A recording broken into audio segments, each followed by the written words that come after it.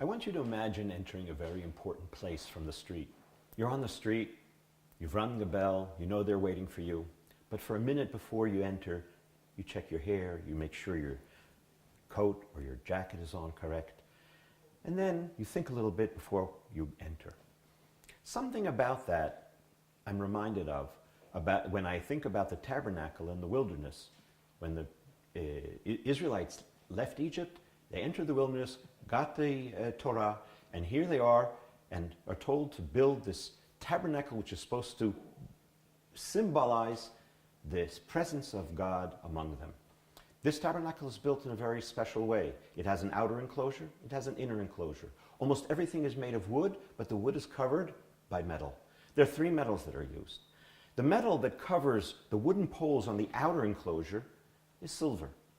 But those poles are in sockets of copper. Copper is less important, of course, than silver. So there's a symbolism here. The wooden part that's connected to the ground is copper, but the things that you see when you're standing in the outer enclosure are silver. Inside, the wooden beams that make up the inner enclosure are covered with gold, the most important metal.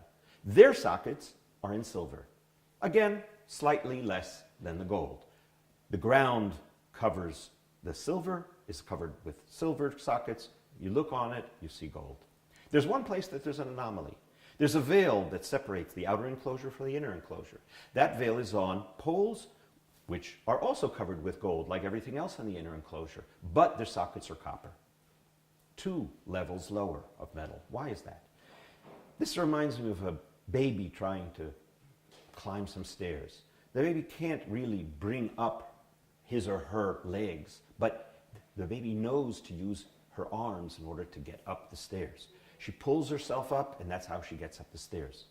So too, I think, is the symbolism of this veil. Your legs are in the outer enclosure. They're still in copper.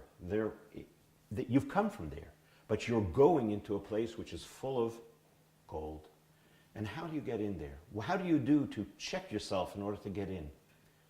You pull yourself up. You move into the inner space by your eyes, knowing that your legs are still in the back. And that's how you can enter into this very important place and still know how you can enter from the outer enclosure to the inner enclosure and be in the presence of God.